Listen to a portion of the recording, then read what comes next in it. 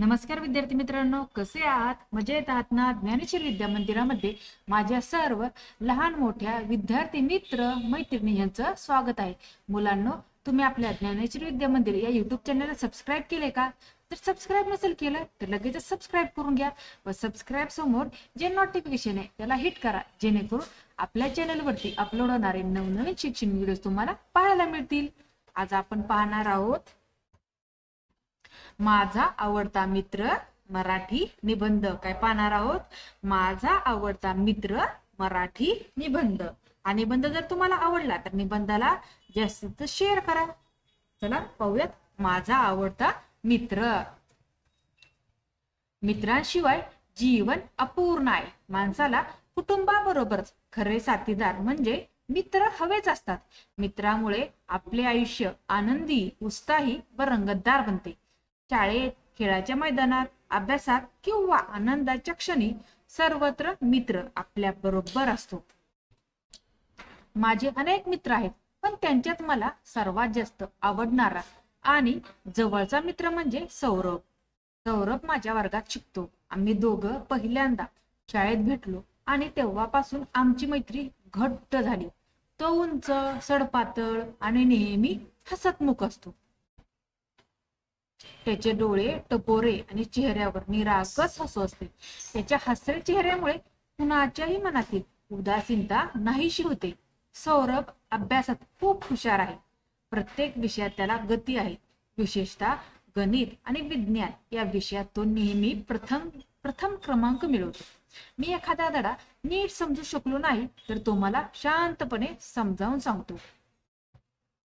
त्याच्या सोप्या समजावण्यामुळे मला अवघड धडेही सहज समजतात। म्हणूनच मी त्याला माझा खरा शिक्षक म्हणतो। फक्त अभ्यासातच नव्हे तर खेळातही सौरभ तितकाच पुढे आहे। क्रिकेट, कॅरम आणि धावण्याच्या स्पर्धांमध्ये तो नेहमी बक्षिसे मिळवतो। खेळताना तो कधीही अहंकार दाखवत नाही, तो सगळ्यांना एकत्र घेऊन खेळतो। हरलो तरी त्याचा चेहरा हसत असतो। त्याची ही खेळाडू वृत्ती मला खूप आवडते। सौरभचा स्वभाव खूप चांगला आहे।